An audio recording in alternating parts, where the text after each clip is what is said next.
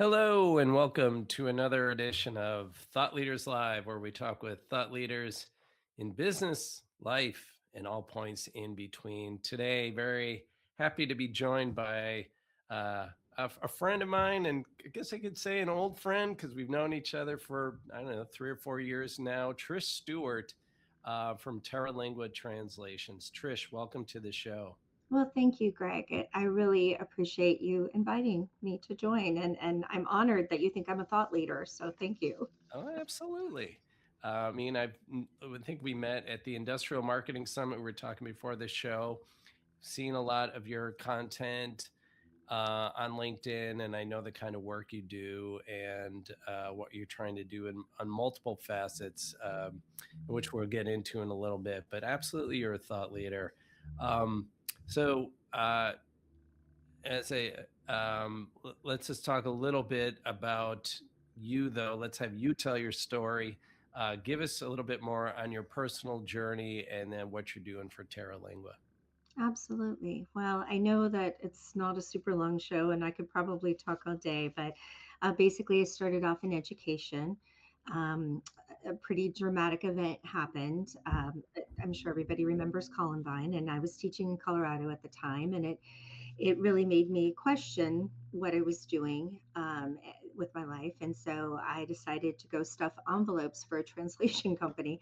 And just being the kind of person I am, where I like to give ideas and help people, before I knew it, I was managing projects, and I'm still, a part of the translation process today. But now I'm really honored in that I get to do what I really love to do, which is to help people and support our clients and help them to make the best decisions.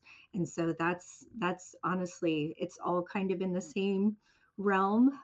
Just some people are, tall, to go from middle school to, though I don't know, middle school these days are pretty tall.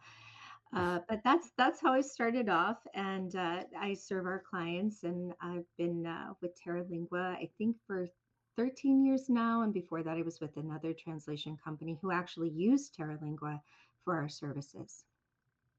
Okay, well, tell us a little bit about Terralingua Translations.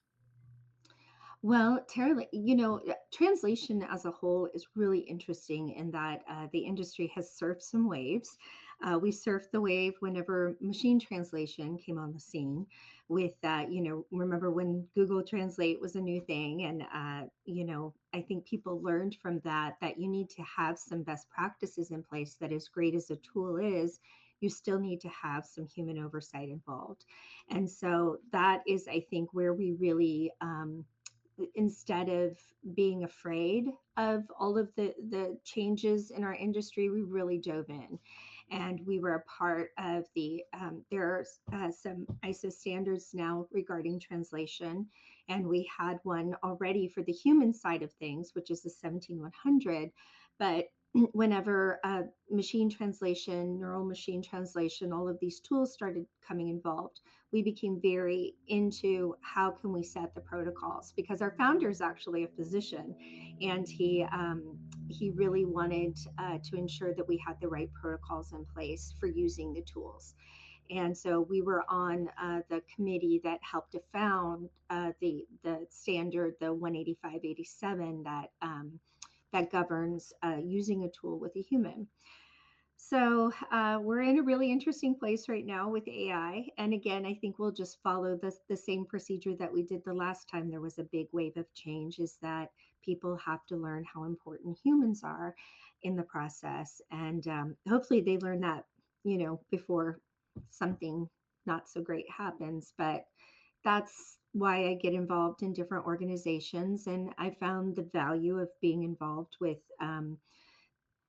not only organizations, but partnerships with different companies who also serve my clients and who are looking out for their best interest, and finding those people with the same mindset, much like you, Greg, who really care about taking care of people and relationships, and being able to pick up the phone and say, I've got a problem. Oh no, this changed. And to be able to talk to someone, because as great as a tool is, if you don't have the human who cares behind it, and you don't want to wait until you're in a situation where it's, you know, um, your job on the line, right? Yeah, and I think the whole point about the human beings, I mean, the title of the show is The Rising Tide Effect, the benefits of a great network.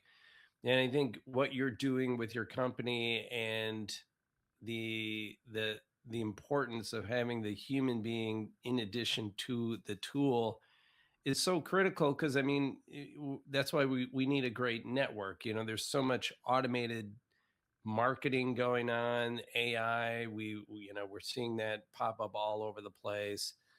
Talk to me a little bit about why you feel a great network is so important in today's day and age.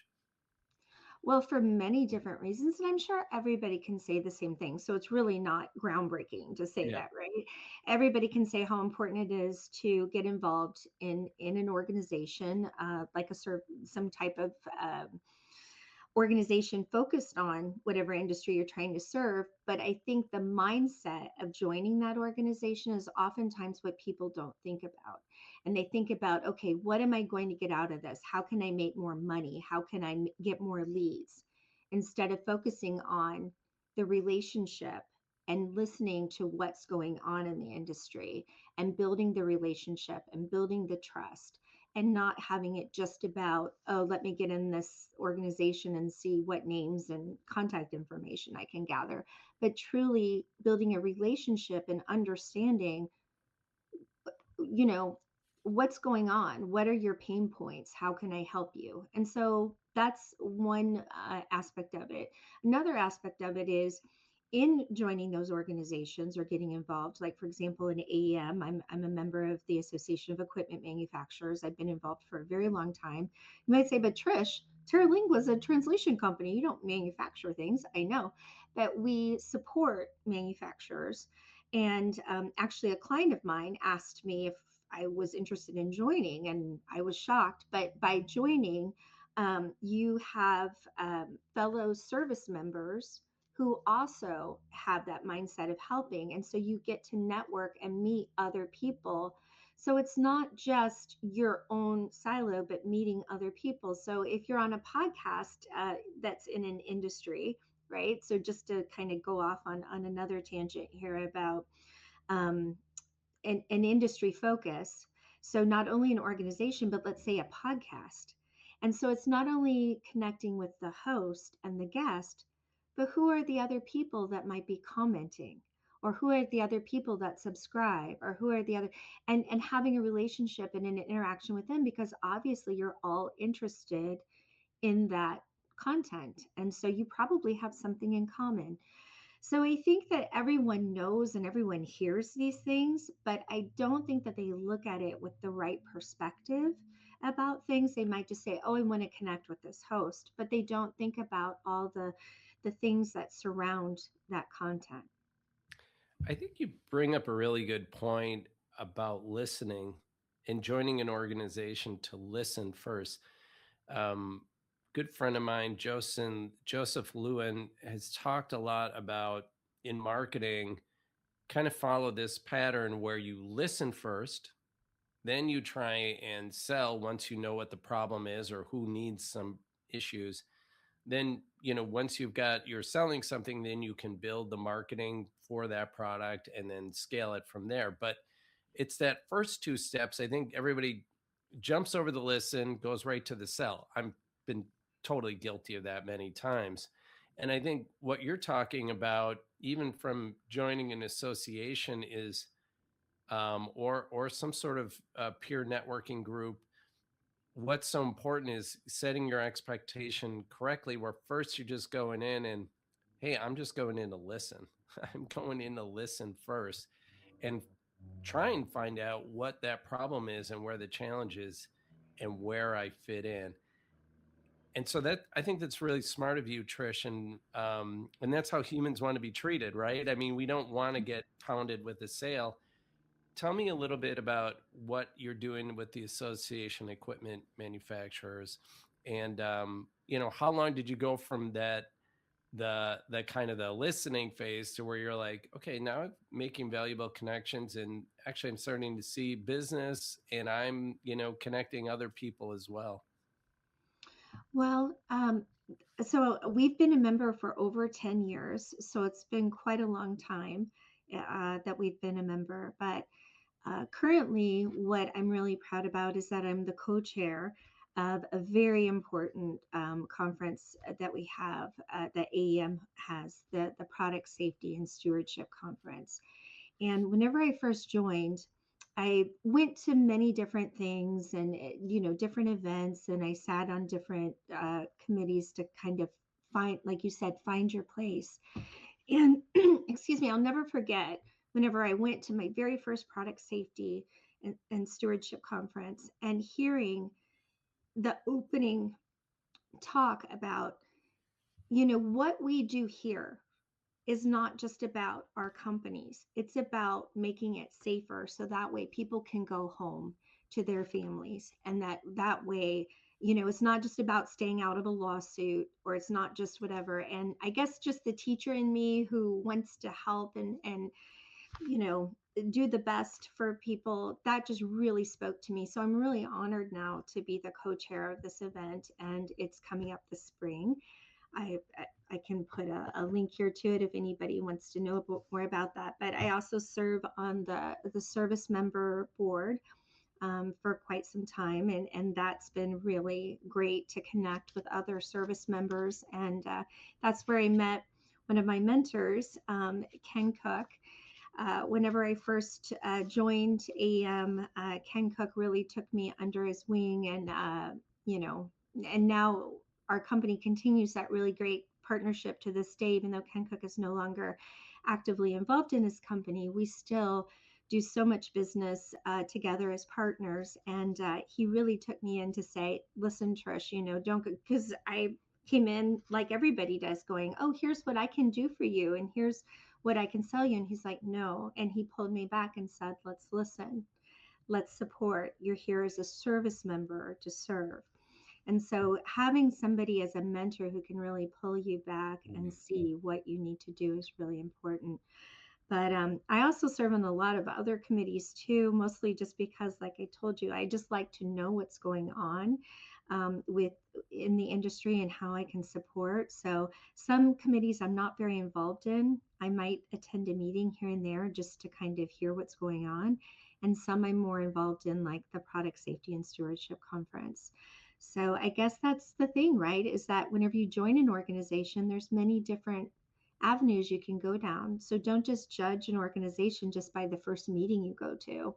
Look at all the other subcommittees that they have, or try to connect with some of the other people there who do um, have the same mindset that you do. Because I think sometimes people just say, "Oh, I didn't get value in that." And there's lots of different ways that you can get involved, like even with with the Chamber of Commerce. Some people might think, "Oh, it's just my local Chamber of Commerce," but there's a global Chamber of Commerce. Some people might think, "Oh, it's just my area," and maybe they might get involved with their local district export council, their local deck. But there's the whole, U.S. Department of Commerce and the whole trade.gov. And I think that if people just open up their eyes to more possibilities to connect with more people, then you can really grow your network and grow not just that, but grow how you can better serve people with what you know. And you got a shout out here from Aaron Yeah. Murray for the AEM. So yeah, I totally echo that, and I think if you just think about it too, like in terms of activity, right? I mean, activity is what generates sales. The more activity you get, the more the more you're going to see lead potential coming. So I think that just doing what you're talking about and just getting to meet more people, those are just more points of contact. Um, like we were talking before the show about our good friend Kurt Anderson, Yes. who is probably one of the greatest connectors I've ever met in especially in the manufacturing space. And you know, I just want to share a story real quick, Trish. I sat down.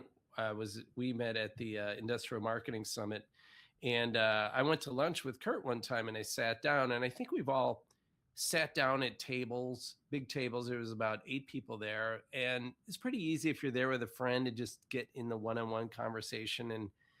And Kurt and I hadn't really ever sat and had a good one-on-one. I mean, we have had Zoom calls, but not in person. And I was talking to him for a while, and he seemed a little distracted. And then all of a sudden, he started going around the table and introducing himself and getting everybody talking to each other, asking everybody questions.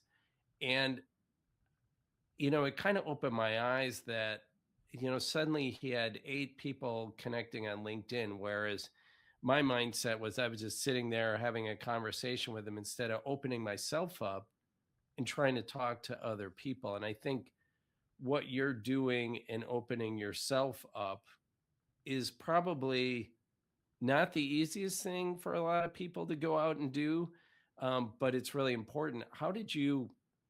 I mean, I'm sure you had some hesitancy. You're coming in as an educator, you're switching roles. Kurt's like a natural networker. He kind of does that. I'm more of an introvert. It's not easy for me. I'm not sure where you land, but how did you find the will and the ability to go out and open yourself up and make these connections? That's a great question, because honestly, I was very intimidated, and people can try to intimidate you with your lack of experience or your age. Luckily, I'm older now, so I don't really get intimidated by that anymore.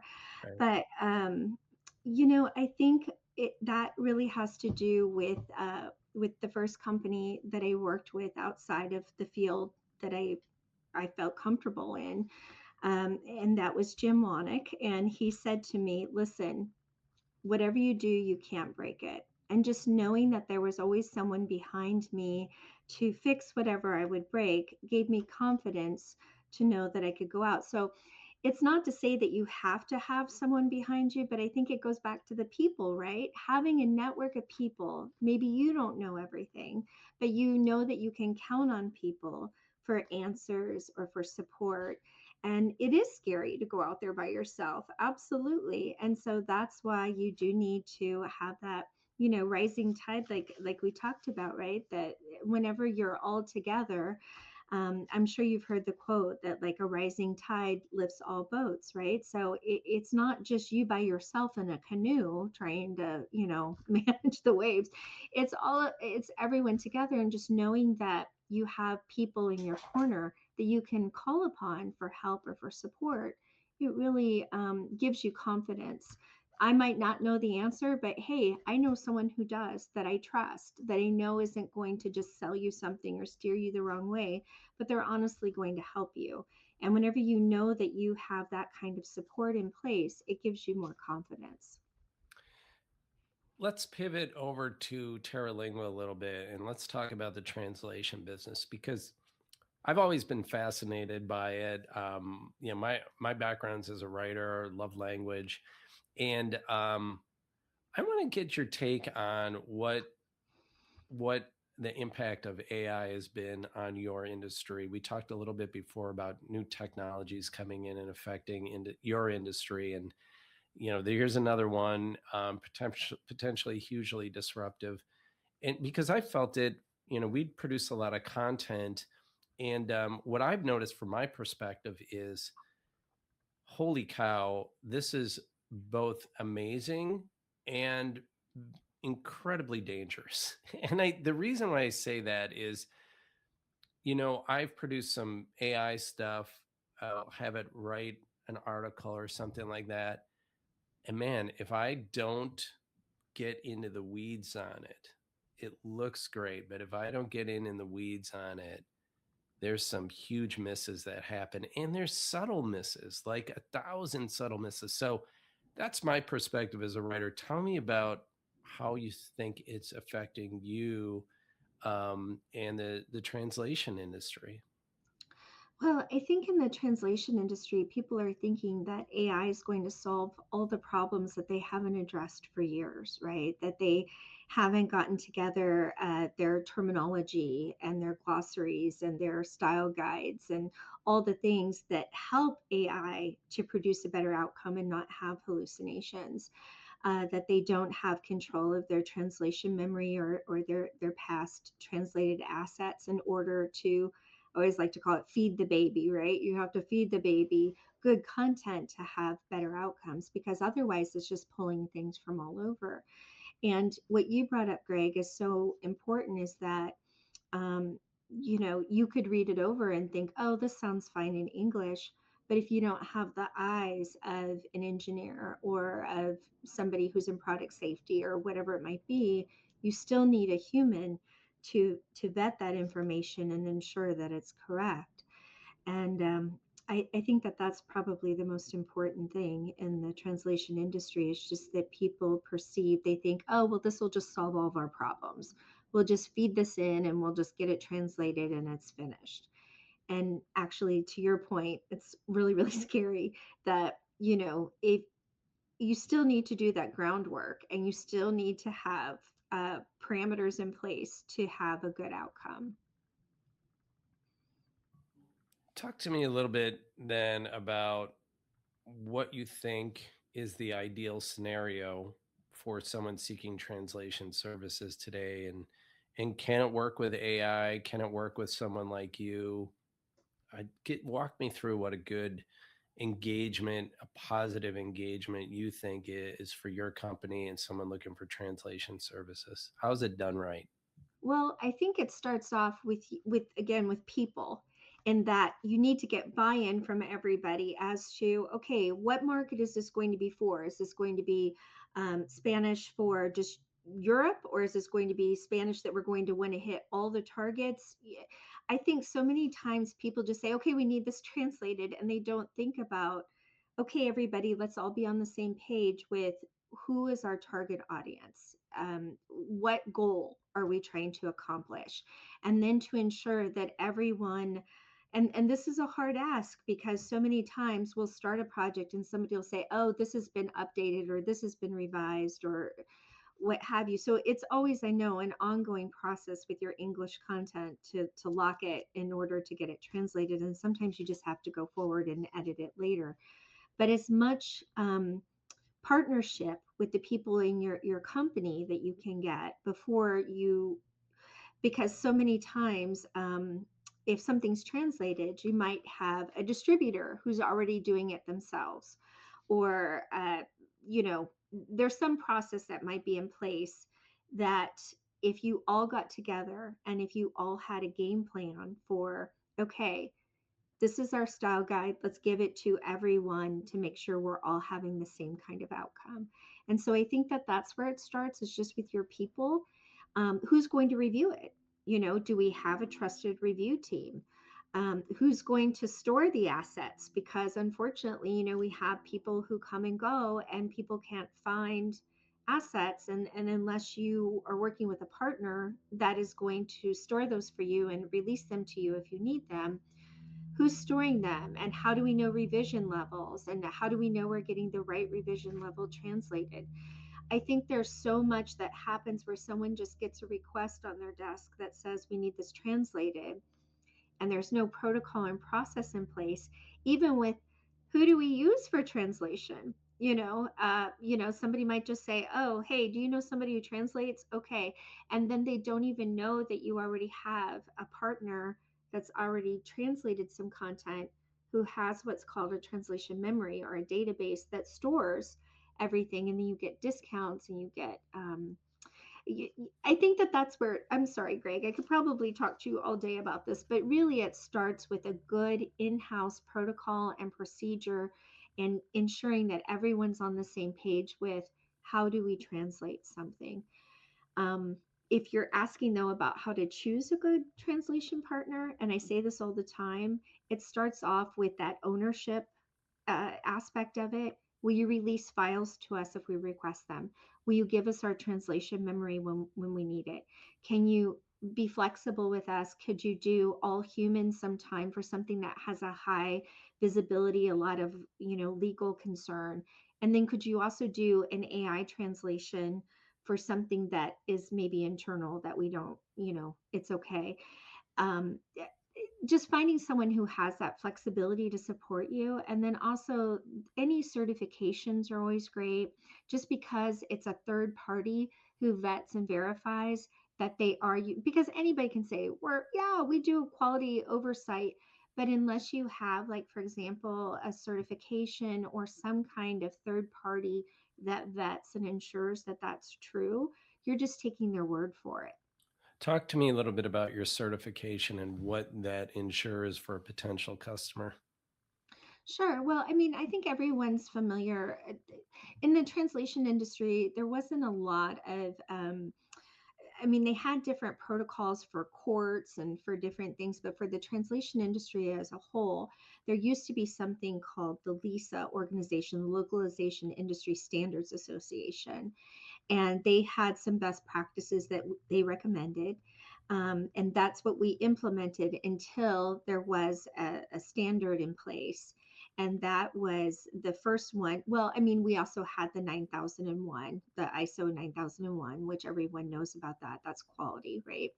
But the 17100 was about a lead, a whole translator process with a lead translator, an independent editor, both having the right background, the right credentials, and the right quality oversight happening.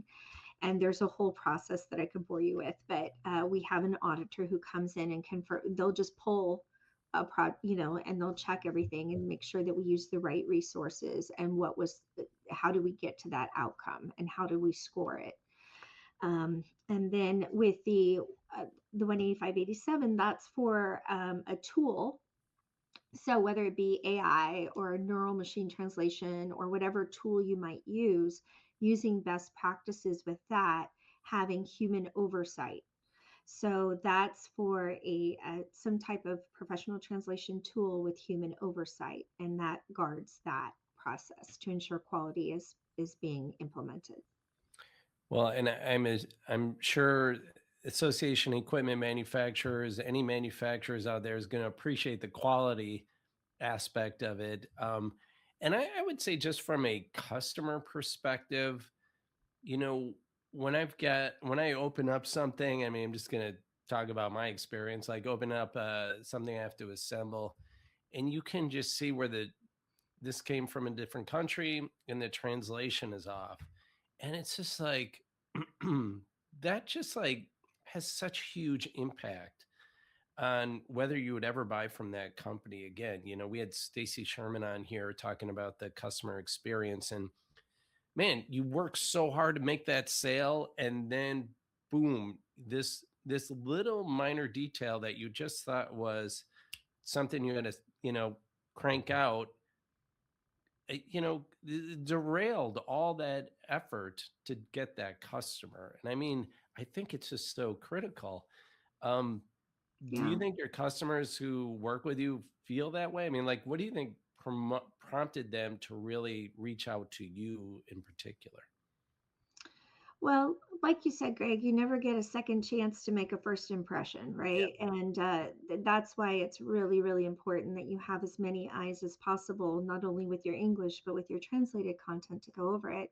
Because so many times your customer will be silent about it and they won't tell you. And so you just assume, well, no news is good news, but you don't know what's happening on the back end, right? right. And the perception that's happening. So, I am so sorry, Greg. What was your question in regards to this So again? I guess why do a lot of people reach out to you Oh, then? why do they reach out to me? Yeah, Okay. Yeah, what sets us apart? Well, I think what sets us apart is not only all of our quality assurance protocols in place and our flexibility that we have, but the other point that's really important is taking care of people. And so, making sure that if there is something that you need or you forgot, that you have someone who's going to take care of you. And so we've had a lot of customers say, "Oh, I forgot this line," and we, translate it quickly for them at no additional cost. Or they just have a question of you know something that maybe someone else might charge them to do. And so I think a lot of people work with us because they found that they can it becomes like we talked about, a relationship and a partnership. And so that's why I think we have a lot of people who continue to work with us for, I mean, we've been in business for over 20 years now, I think coming up on 30 years. I'll have That's to go back and awesome. look, I'm bad with math. But there's a reason why, and there's a reason why people leave and then they come back, is because it's hard to find the human touch. It's hard to find a company that picks up the phone and answers needs. And so I think that that's a lot of the reason why. But the problem is that it often takes a lot of pain to get to that place. Yep. I'm sure you've run into it, Greg, right? Too, with your customers, in that you want to serve them, you want to do what's best, but there's always a dangling carrot or shiny new thing out there that and you know just like with your children, you say, okay, if here's what I recommend, but I trust that you'll make a good decision. Right. And that's what you have to do, is just trust that um, people can see the value. Right. Well, Trish, I couldn't agree more. And keep doing the good work. We're at the top of the hour. Yes, I sorry about really that. appreciate you coming on, not only to talk about the importance of the human element and building a great network, but tell us more about Terralingua and the translation industry, which I think is so critical. Um, and always a pleasure to talk to you, Trish. Thanks for joining us. You as well, Greg. Thank you so much for this opportunity, and I really appreciate all that you do. Thank you. Oh, thank you. And thanks everyone for checking in on Thought Leaders Live, and we'll see you the next time. Great, thank you.